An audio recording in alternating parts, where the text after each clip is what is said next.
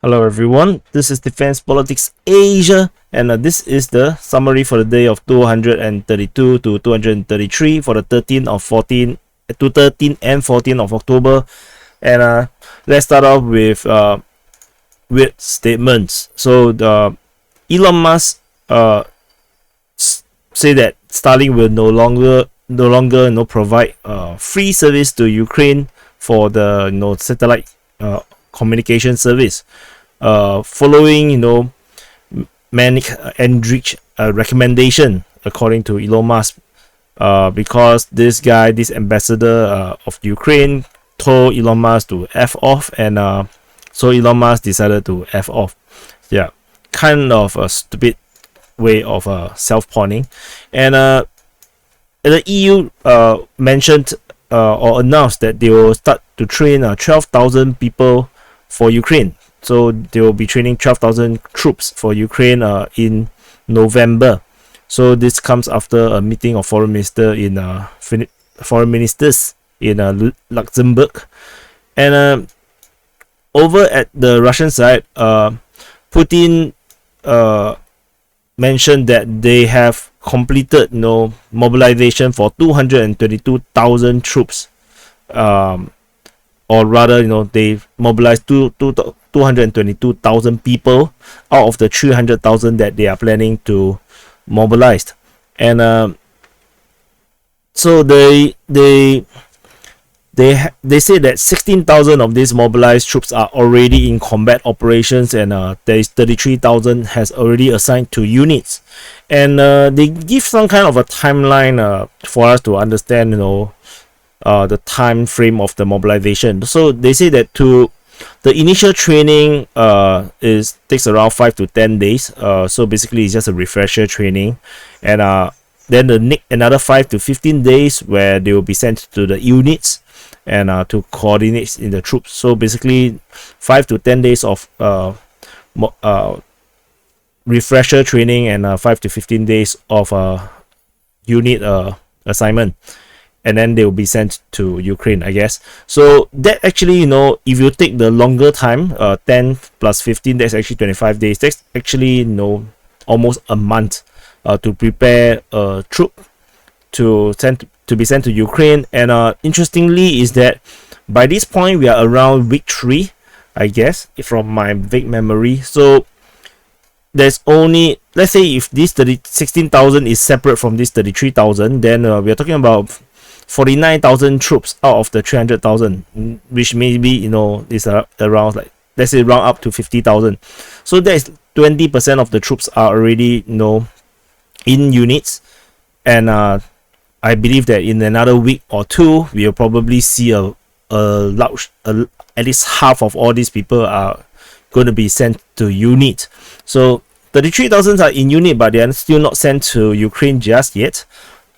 And let's see what kind of difference these troops will make. And over at Belarus, Belarus has deployed 70,000 troops in a combined force with Russia, and it's unknown how many troops Russia has sent in this combined force, but Belarus themselves, according to their president Lukashenko, they said that it will include 70,000 of the Belarusian troops. And this special force is actually deployed in the western direction, which is actually along the Polish border, Belarus-Poland border. This one is, I think, is as a preparation or a contingency against some exercise that is going to be held in Poland. I think something to do with nuclear exercise.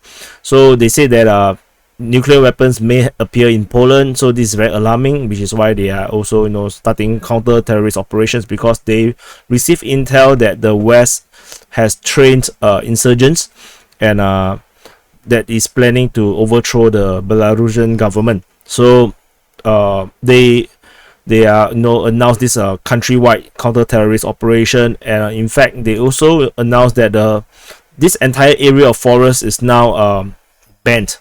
People are not allowed to go to the forest within this region, citing danger, high risk of insurgents. And meanwhile, there is a video of Belarusian troops heading to Pinsk, which is this border town city, which is just around 20 kilometers away from the border. So things are getting very tense. To be honest, I'm not sure you felt it, but as someone who is covering this war and looking at the geopolitics around the Ukraine war, I can tell you this is things are getting a bit tense. So let's hope nobody do something stupid. And moving on to let's put over. So there is actually footages of Ukrainian aircraft crashing. The wreckage is being sent around the social media of a Ukrainian Sukhoi 24. According to the local administration in Poltava, they say that these were lost on the 11th and 12th of October. And then came a Russian report that the Sukhoi 27 was shot down by air defense facilities. So Ukrainian Sukhoi 27 was shot down over Poltava. And so this is actually really far. So I did an entire video regarding this issue. I do recommend you to go and check it out. So I don't want to rehash what I mentioned over there, because this is not exactly the place to talk about it. And moving on to the southern front, at the Mykolaiv Front, there is fighting reported at Pravdeny. So the Ukrainians still have not given up Pravdeny, and they continues to send forces to attack Pravdeny. And that's all from the Mykolaiv Front. Over at the Kherson Front, there is a Ukrainian Sukhoi 24 shot down over Berezhnehuvate, and at a Sukhoi 24 was shot down by the Russian Air Force. And over at the front line, over the past 2 days, the Ukrainians continue to attack the Russian lines at Pyatikaki, at Bezvone. So you have to zoom in a bit to see Bezvone. They attack on both days, and there's fighting reported at Ischenka and Kostromka. And then there is also this report of fighting at Duchany, which is confusing quite a number of people, because Ryber apparently has changed to the front line back to this river here, which I have already switched to this one many days ago. So they kind of corrected it to this point, and of course the pro-Ukrainians are not happy about this, because they continue to insist that this entire area is captured. So we still have this contested, you can see these two borders. There is this overlapping area, which means that the claims are actually not in sync. It's not synchronized. So the Russians launched their own counteroffensive on the 13th. They attacked Novokayamka. This is not reported on the 14th though, so maybe this operation had not been very successful. However, the Russians continue to send raids, or DRGs, or fast attack groups, whatever it is. They are constantly attacking Sucky Stavok, and on the 13th, reportedly they even captured some soldiers. So they are trading blows. And over 3 kilometers north of Ischenka, there is this report of Russian shelling. The Ukrainians apparently tried to entrench around this location 3 kilometers north of Ischenka, but they were spotted, and then Russian artillery chased them away back to Definitive Breed. So basically this is the situation over here at the Kherson Front. Over at the Zaporizhzhia Line, the tension remains to be very high in this region. However, the highly anticipated super duper uber Zaporizhzhia offensive did not happen. So let's wait on and see what's going to happen next. And at the very end of this Zaporizhzhia Line, there is fighting reported at Vremivka, where the Russian Defense Ministry reported that they have seized a height in the area of Vremivka. Not exactly sure where is the height. Maybe it's here, but regardless what it is, it indicates that the Russians are actually launching an attack towards Velika Novosilka. So it remains to be contested, because the Russian Ministry of Defense did not mention the capture of the entire settlement. And over at the Donetsk Front, fighting continues to be reported at Novomykhailivka and Marinka and also at Krasnohorivka here over on the western side of Donetsk. Operations in the Pisky region. So this is Pisky. Over the Pisky region, the Russians continue to attack and push Pervomayske, and also they are trying to capture the small little town or village of Nevelske. This entire area is heavily entrenched, which is why progress is extremely slow. Then came this weird information from Slaviangrad, reposted by AZ military. So Slaviangrad is a pro-Russian source. They claim that the Russian forces have kind of semi-encircled Avdiivka. In their mapping, they draw an arrow around Krasnohorivka, Opaine, and Vodian, and this arrow is actually pushing northward towards Jevene. And they say that as such, the situation at Avdiivka is under a encirclement, and the only route out is through this line to Olivka and then moving northward, which is kind of weird. Not too sure, which is why I put a question mark. I didn't even draw the borders in, because I think this sounds very sudden to me, and for this something so big not reported by Ryba or other major pro-Russian source is kind of unusual. So anyway, I put the question mark in, and we keep a lookout. If this is true, then it's pretty significant, to be honest, because this is a major front line. Some people in the comment section even joke that 5 years from now, the Ukrainians have captured Moscow or something, and Avdiivka was still shelling Donetsk or something like that. The kind of joke. So let's see how this goes. Moving on to the Bakhmut Front. At the Bakhmut Front, fighting continues to be reported at Mayosk, and there is fighting reported at Avdiivka or Oredivka, and there is a partial Ukrainian withdrawal reported to have occurred at Oredivka, where some Ukrainian troops withdrew to Klishivka. So take it with a pinch of salt. Over at the southern part of Bakhmut city, heavy fighting continues to be reported in Ivangrad and Opaine, and the Ukrainians continue to claim that Ivangrad is not captured by the Russian forces. On both days, the past 2 days, the Ukrainian Defense Ministry continue to report that they are defending at Ivangrad successfully. However, the Russian side do claim that they have captured Ivangrad and they are fighting at Opaine. So let's see who is correct. I have no freaking idea. Over at Bakhmut, there is fighting continues to be reported at Bakhmut city. There is a flag raising photo video thingy happening around here, but not very important because Bakhmut is going to be still very far away from being captured. There is reinforcement reported at Bakhmut and also at Chasivya. So Ukrainians continue to stream in reserves into the front line to make sure they can continue to hold the Russian offensive in this region.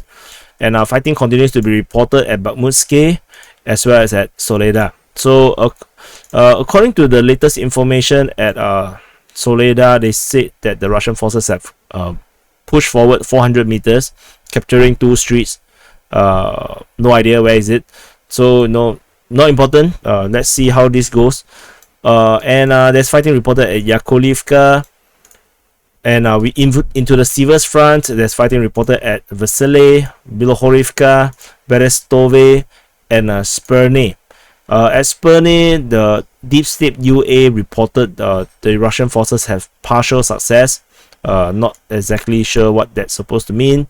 But it seems to suggest that there's a new offensive being launched around this region in the southern part of the Siversk Front. Let's watch further to see if this is being repeated tomorrow, and that would suggest that it's actually a major offensive being launched by the Russian forces. Otherwise, this continues to be more or less the same. We didn't really see a very big change in terms of the front line. And moving on to the Lyman Front or the Kreminna Front, reinforcement and reserve continue to arrive at Lyman city for the Ukrainian side, and continue to gather a major force of in the area of Toske. Both sides is currently contesting for the settlement of Toske. They are fighting over here. Heavy fighting continues to being waged here. The Ukrainian forces also has been gathering off Terny as they are trying to capture the important, probably strategic, village of Terny. And both sides continue to claim they have control over Terny. As you can see, the icons is red, blue, red. So the situation here is very contested. There is reinforcement reported at Terny 2 days ago by the volunteer force, the Bas 13, that was previously entrenched over at Dobrysheve and Dorilov region when the Liman offensive was ongoing. So, and there is information reported that the Russian forces have secured Sheveno-Popivka and Pishchany due to the front line having pushed all the way up to the Zerebets River. And there is fighting reported at Novosadove, where the Ryba reports that the 118th Battalion and of the 111th Brigade of the Ukrainian Armed Forces is conducting an offensive in this region. The Russians continue to hold a defensive position around here. Otherwise, further up north, the front line flows more or less according to the Zerebets River. However, in this part, southern part of the Svatove Front, now we are at Svatove Front, there is no fighting being reported since. All the way up north here, which is actually coincide with the Kupyansk Front, there is fighting reported at Andriivka, and there's also heavy fighting reported at Stemakivka. So the operations here, they are trying to push towards Svatove, and there is information coming out from Poyet journalist Anna Dogereva. She said that based on her sources, the Russian mobilized troops are already fighting over here at the Svatove Front. So probably this is the 10,000 of troops that is already deployed in the combat zone. And she mentioned that these people that are mobilized, they are currently fighting here, is from the Chelyabinsk region. And according to her, she already heard that 5 people has already died and were wounded near Svatove. So there are already casualties among the mobilized troops. But can't be helped because this is where the major Ukrainian offensive is currently ongoing at the Kupyansk Front. And at the Kupyansk Front, reinforcement has reported at Pishchany. Heavy fighting is reported at Kotlyarivka and Kaiselivka. So these two locations is reported to have heavy fighting. According to the Deep State UA, the pro-Ukrainian source, they kind of reported that Kaiselivka and Kotlyarivka is captured by the Ukrainian forces, and this cannot be fully verified at this moment, but I already do these overlapping claims and see how this goes as we move forward. The Ukrainian forces continue to heavily push Olyansk as well as Poshatraneve, and they also continue to push reinforcement towards this front line to try to capture these two very important positions where the Russians have entrenched themselves. There is a reinforcement reported at Sinkivka. However, there's no more fighting reported at Vilshana and Tveryanka over the very northern part of the Kupyansk Front. So basically, this is the entire summary for the day of 232 and 233 for the 13th and 14th of October.